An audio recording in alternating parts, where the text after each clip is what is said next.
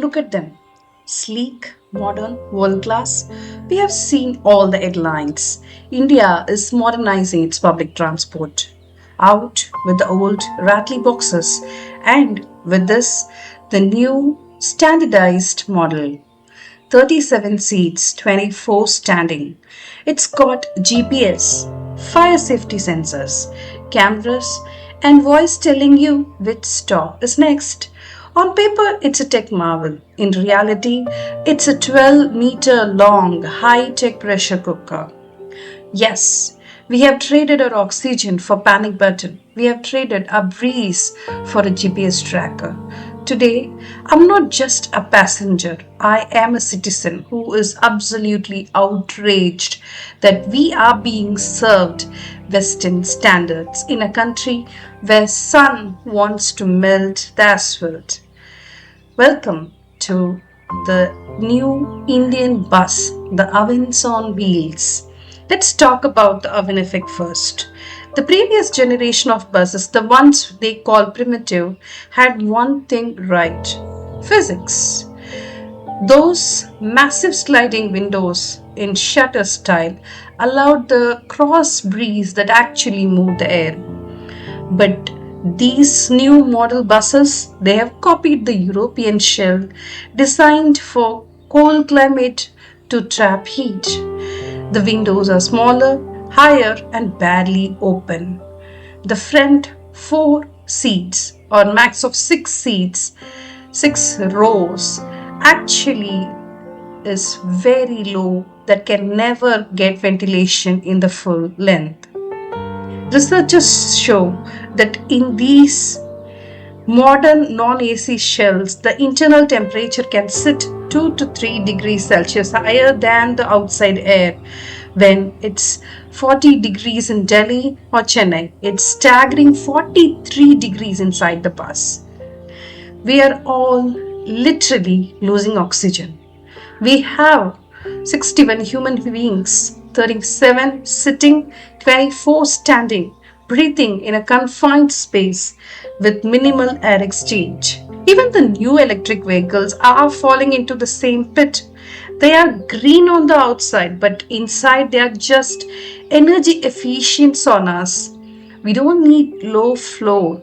If we are going to faint, it will be before our stop. And let's talk about the features they brag about. Can you guess? Yes, the wheelchair ramps. Great idea, but in a country with our population density and narrow, broken footpath, when was the last time you saw the ramp deployed? Conductors aren't trained, the buses are linked with a crowd. The standing area is so packed that a wheelchair couldn't even take a turn around. It's inclusion on a checklist, but a failure in the reality. And then there is the whole social disregard. Look at the ladies' seat.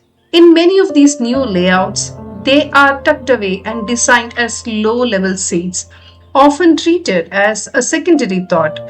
But walk into any bus today, men are sitting there.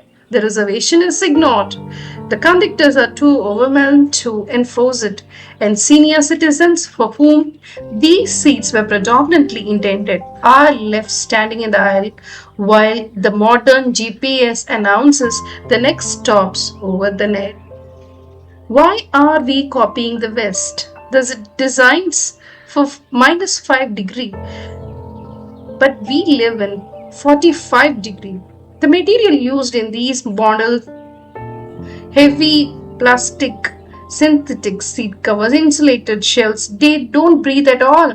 They soak up the tropical sun and radiate it back to us. Buses have always been the backbone of Indian transport. They are now our workforce moves. But by neglecting basic human needs like ventilation and thermal comfort, authorities are showing total lack of empathy.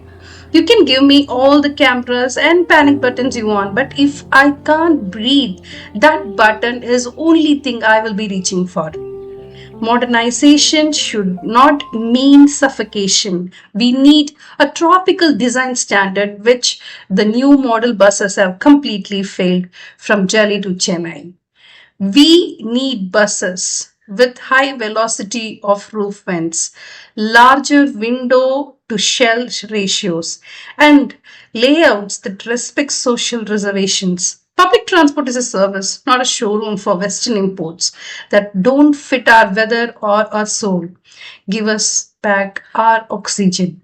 Give us back our breeze, because right now India isn't moving forward.